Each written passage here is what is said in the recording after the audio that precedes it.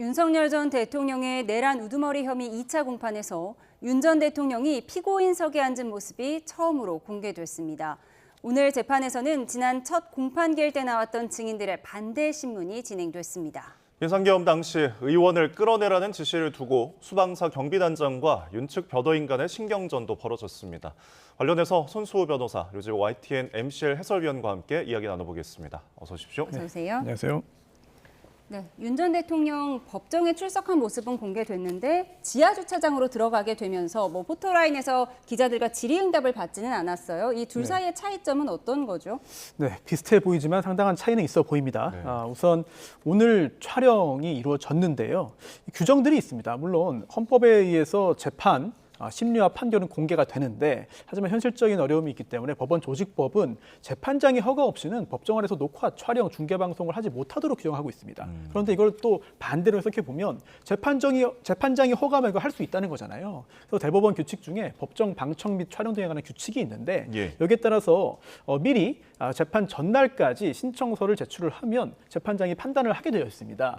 그런데 지난 첫 번째 재판 전에는 사실 이런 구체적인 내용들이 알려지지 않은 상태에서 뭔가 특혜하느냐라는 논란이 있었고 그러자 재판장이 아예 재판 첫 시작할 때 신청이 늦게 돼서 그런 거지 다음번에 신청하면 다시 판단하겠다라는 말을 했고요. 이번에는 미리 신청서가 제출이 됐고 여기에 대해서 국민의 알 권리 보장 등을 통해서 여러 가지 피고인의 어떤 의견은 촬영을 원치 않았습니다만 여러 가지 판단 결과 촬영이 허용된다라는 내용이었고요. 반면 이 포토라인의 선은 특히 법원 청사에 들어가는 모습, 과연 곧바로 차량이 탑승해서 주차장으로 갈 것이냐, 아니면 내려서 다른 피고인들과 마찬가지로 또한 전직 대통령이 재판받으러 올 때와 마찬가지의 모습이 나올 것이냐 굉장히 궁금했는데 지난주도 그렇고 지지난주도 그렇고 저희가 그 이메일을 받았는데요. 서울지방변호사회에서 전체 소속 변호사한테 이메일을 보냈습니다. 그 내용이 금요일 저녁 8시부터 토요일, 일요일, 그리고 월요일 자정까지 통제를 한다는 거예요. 그래서 법원 청사에 아예 차량은 못 들어가고 이제 도보로 보행로 이용할 때도 동문만 가능하다 이런 내용이 왔는데 그러면서 이 법원 종합청사를 관리하는 게 서울고등법원인데요. 서울고등법원이 인근에 대규모 집회가 예정되어 있고 그리고 또 질서 유지 또 방호를 위해서 출입을 일부 제한한다 이런 공문을 보냈고 이게 변호사들한테 전달이 됐습니다. 그래서 이런 것들 종합해 보면 아무래도 기존의 선례는 있고 그리고 또 뭔가 특혜라는 지적을 받는 것이 옳지는 않아 보입니다만 만에 하나 있을지 모르는 여러 가지 불미스러운 일 또는 안전 이런 것들을 고려해서 서울고등법원에서 이런 판단을 한 것이고요. 다만 지금은 인근에서 여러 가지 그 집회도 이루어지고 또한 돌발 상황의 우려도 상당히 큽니다만 재판이 앞으로 상당 기간 계속 이루어져야 되거든요. 근데 과연 매번 이렇게 할 것이냐, 이렇게 해야만 하느냐라는 부분에 대해서는 사실 상황이 변할 가능성도 충분히 있어 보입니다. 네, 일단 규칙은 있지만 법원의 판단은 일단은 계속 유지가 되는 것 같습니다. 윤 전 대통령 지금 모습을 드러냈는데 어떤 모습이었나요? 이제 5번째 대통령이죠. 법정에서는 5번째 대통령인데 오늘은 그 헌법재판소 출석했을 때와 복장이 같았습니다.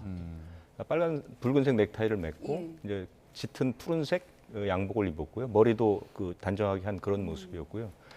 5번째 대통령이라는 말씀을 제가 드린 이유는 각 대통령마다 이 법정, 이 같은 법정입니다. 417호 형사 대법정에 섰던 모습들을 한번 기억을 해보시면 이것이 다 역사이기 때문에 한번 짚어볼 필요는 있는데요. 1996년 3월에 전두환, 노태우 전 대통령들은 수의를 입었습니다. 그리고 오늘 보시면 알겠지만 이 재판정의 그 재판석에 옛날에는 피고가 맞은편에 있었습니다. 그런데 지금은 이제 왼쪽에 피고인석이 있고 지금 보시면 나오죠. 왼쪽에 피고인석이 있고 윤 전 대통령은 피고인석의 2번째 줄 오른쪽 끝. 첫 번째 재판하고 똑같은 위치고요.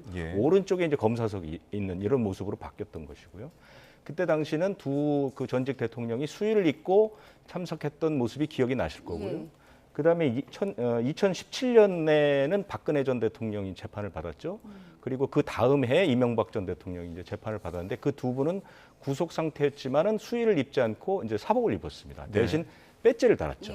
수인 번호가 달려 있는 배지. 그런데 윤 전 대통령은 지금 불구속 상태이기 때문에 그런 것은 없었고요. 그런 모습을 좀 기억하시라는 측면에서 변호인석에는 윤 전 대통령을 빼고 11명, 변호인이 11명이었고요. 검사석은 12명 검사 이렇게 참석을 한 모습이었습니다. 알겠습니다. 예, 오늘 재판 내용에 대해서도 이야기를 좀 이어가 보도록 하겠습니다. 오늘은 지난 1차 공판에서 주신문을 진행했던 조성현 육군 수방사 제1경비단장과 김영기 특수전 1대대장에 대한 반대 신문이 진행이 됐는데 이렇게 1차 공판 때 주신문, 2차 공판 때 반대 신문 이렇게 나눠서 진행하는 건 이례적인 건가요? 네. 이런 경우가 흔치는 않습니다. 특히 주신문이 이루어진 다음에 곧바로 또 반대 신문을 해야 또 증인에 대해서 증인의 잘못된 어떤 진술 등을 또 바로잡을 수 있고 또 기억이 또 환기될 텐데 이렇게 주신문만 진행하고 일주일을 쉰 후에 다음 공판기일에 반대 신문을 하는 경우는 대단히 드문 경우다라고 할 수 있겠고요. 다만 반대 신문을 해야 되는 윤 전 대통령 측, 피고인 측에서 사실 지난 첫 번째 공판기일에 반대 신문을 곧바로 진행하는 것을 원치 않았기 때문에 이렇게 된 거거든요. 만약에 피고인 측에서 반대 신문을 하고 싶었는데 그때 여러 가지 사정에 의해서 다음 기일에 합시다라고 했다면은 그것도 약간 좀 문제가 생겼을 것 같아요. 하지만 지난 첫 번째 기일에서의 어떤 증인, 누가 증인으로 채택되고 누가 첫 번째 증언을 하고 그에 따라서 주신문과 반대 신문 어떻게 할 것이냐에 대해서 윤 전 대통령 측에서 여러 가지 불만 사항을 제기했기 때문에 이거 역시 오늘까지 반대 신문이 이어지게 된 원인이 아닌가 생각됩니다. 예. 오늘 재판에서 윤 전 대통령 측과 이제 조성현 단장의 신경전이 조금 치열했다고 전해졌습니다. 네. 이게 지금 대통령으로부터 직접 지시를 받았는지 혹은 대통령으로부터 받은 지시가 하달된 건지 이런 부분들을 좀 확인했던 것 같더라고요. 재판이라는 게 원래 자신의 주장을 입증하는 것, 반대 측의 주장을 반박하는 것. 그게 이제 기본적인 원리잖아요. 그러니까 윤 대통령 측에서는 윤 대통령 측에서 계속 주장했던 계엄이라는 것에 대한 이 증인들, 특히 오늘 나온 두 사람은 윤 대통령 측에서 보면 굉장히 불리한 증인들이죠. 그래서 이 두 사람들의 자격이라든가 증언이 무언가 잘못됐다는 것을 입증하기 위해서 계속해서 반대 질문을 던졌던 것이고요.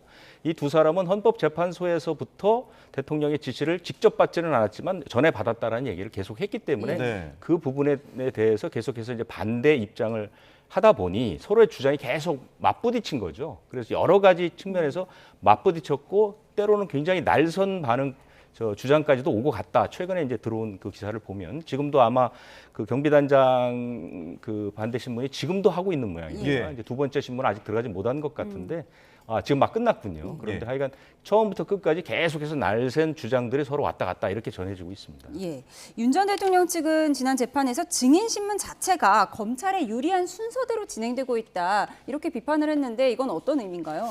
네, 증인이 굉장히 많습니다. 이미 채택된 증인도 수십 명이고 또 몇 명을 더 할지 잘 모르겠어요. 재판도 오래 지속될 것 같은데 이 증인은 자신의 경험 사실을 진술합니다.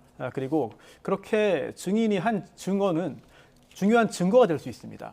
그리고 지금 이 형사 절차는 내란 우두머리 혐의가 정말 인정되느냐, 만약 인정된다면 형량은 어느 정도로 하는 것이 적당하냐 여부를 따지는 형사재판이거든요. 그런데 형사재판의 본질을 한번 생각해 볼 필요가 있습니다. 헌법재판과 좀 다르거든요.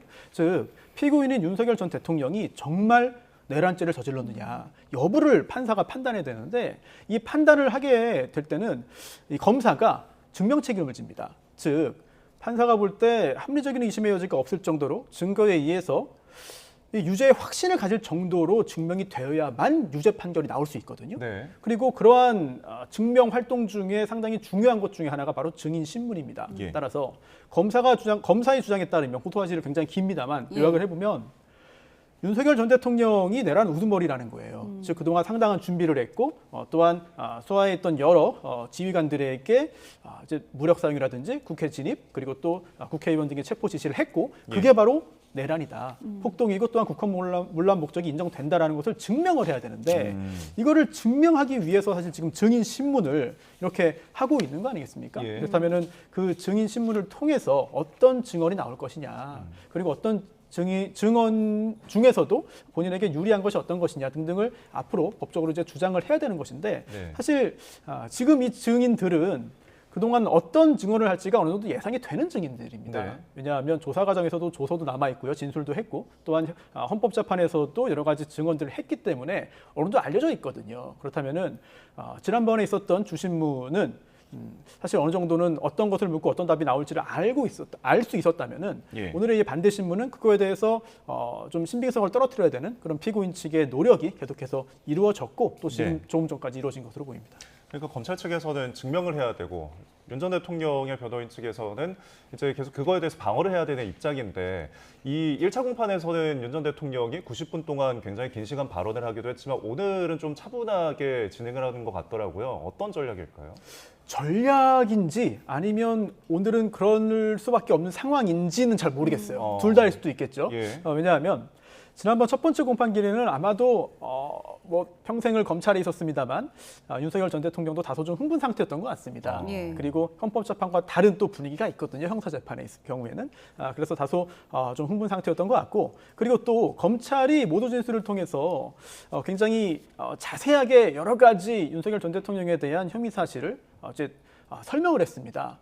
그러다 보니까 거기에 대해서 하나하나 반박을 하고 싶은 생각이 있었겠죠. 예. 그래서 발언도 상당히 좀 길어지고 또한 표현도 좀 격해졌던 것이 아닌가라는 생각이 드는데요. 그런데 오늘은 좀 상황이 다른 것 같아요. 왜냐하면 오늘 반대신문을 진행할 2명의 군인들의 경우에는 윤 전 대통령으로부터 직접 지시를 받았다는 증언을 하지 않았습니다. 즉 각자 자신의 직속 상관으로부터 지시를 받았다, 국회의원을 끌어내라는 지시를 받았다는 증언을 했지 윤 전 대통령으로부터 들었다는 진술은 하지 않았거든요. 그렇다면 윤 전 대통령 입장에서 이런 경우에 제가 증인에게 그런 지시를 했습니까? 라고 물어볼 필요도 없는 거예요. 이미 그렇진 않다는 게 확인이 된 상태입니다. 따라서 윤 전 대통령이 오늘의 이 2명의 증인에게 직접 강하게 어떤 추궁을 하거나 다시 따져 물을 만한 사항이 과연 무엇이겠느냐. 이 부분은 약간 좀 의문이 있고요. 그리고 또 반대신문의 특징인데요. 사실 굉장히 좀 열심히 준비를 하고 상대방을 좀 함정에 빠뜨리고 또한 상대방의 어떤 실수라든지 뭔가 불리한 부분들을 드러내기 위한 작전들을 짜서 옵니다. 그리고 주신문은 유도신문이 허용이 안 되지만 반대신문은 유도신문이 허용되거든요. 그래서 유도신문이라고 하는 거는 묻는 사람이 원하는 답이 이제 배어 있으면은 그건 유도신문이라고 할 수 있는데 예. 따라서 유도신문의 경우에는 이랬죠, 저랬죠, 예, 아니요로 답을 유도하면서 계속해서 뭔가 공격을 해야 되는데요. 그런 경우에 윤석열 대통령이 비록 피고인이지만 당사자지만 끼어들 경우에는 오히려 효과가 없을 수도 있어요. 예. 이런 것까지 종합적으로 고려하지 않았나 싶습니다. 예, 그러니까 윤 전 대통령 입장에서는 오늘은 말을 아끼는 것이 더 좋은 전략일 수 있었다, 이렇게 분석을 해주셨습니다. 네, 이번 재판이 진행되는 오늘 공개된 417호 대법정, 역대 전직 대통령들이 섰던 법정이죠. 제가 조금 전에 말씀드렸지만 네. 이제 윤 전 대통령이 5번째 대통령이 되고 그렇게 대통령들의 재판이 여기서 열린 이유는 제일 크기 때문에 그렇습니다. 방청석이 한 150석 정도 되니까요. 들어가 보면 정말 크고요.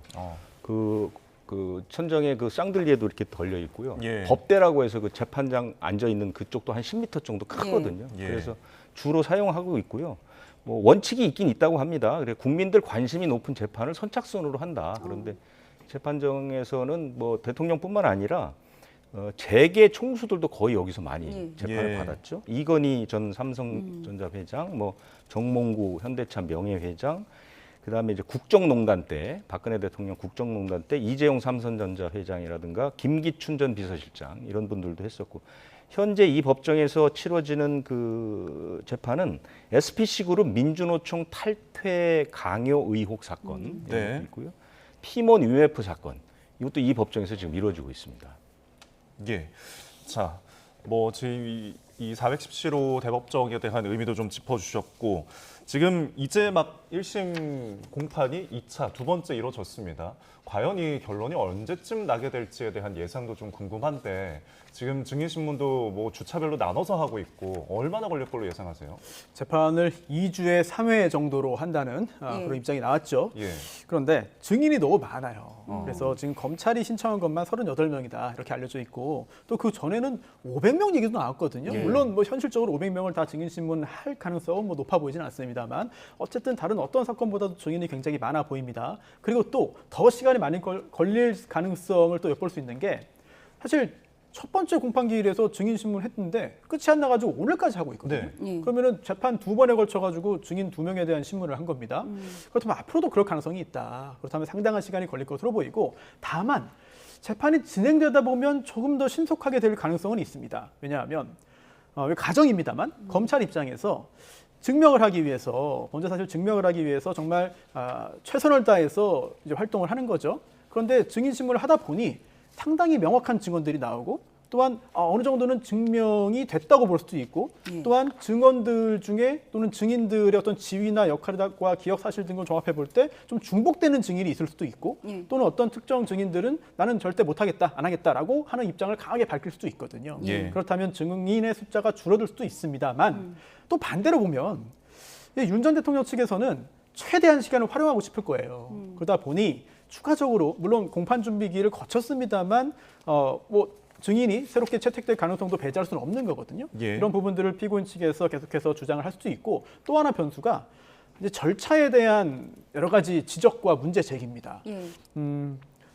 이번 형사재판에서도 벌써 오늘도 뭔가 여러 가지 이견들이 또 보이거든요. 그래서 중간에 양측의 의견서를 또 한번 확인하고 다시 입장을 정리하겠다는 발언도 재판장을 통해서 나왔다고 좀 보도가 나오고 있는데요. 예. 구체적인 내용은 정확히 모르겠습니다만 계속해서 절차, 순서, 형식에 대한 어떤 지적들이 피고인 측에서 나온다면 예. 나중에 나올 판결의 어떤 그 판결에 대해서 네. 수긍하게 만들기 위해서 충분한 시간을 더 쓸 수밖에 없어요. 네. 그렇다면 시간은 더더욱 걸릴 가능성 배제할 수 없어 보입니다. 네, 저희 재판 관련해서 소식이 좀 들어온 게 있는데 지금 이제 김영기 대대장의 자유 발언입니다.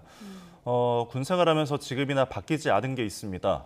국가와 국민을 지키는 겁니다. 저는 사람에게 충성을 하지 않습니다. 이 대목을 어디서 이제 들어본 말 같기도 한데요. 이런 부분들을 좀 어필하면서 정치적으로 군이 이용당하는 것에 대해서 굉장히 좀 부당한 그런 주장을 하고 있습니다. 어떻게 보십니까? 네, 증인이 증언을 하러 나와서 묻는 말에 답을 하는 건 기본이지만 네. 그 외에도 이런 자유 발언을 할 가능성이 있죠. 하게 되는 경우가 있습니다.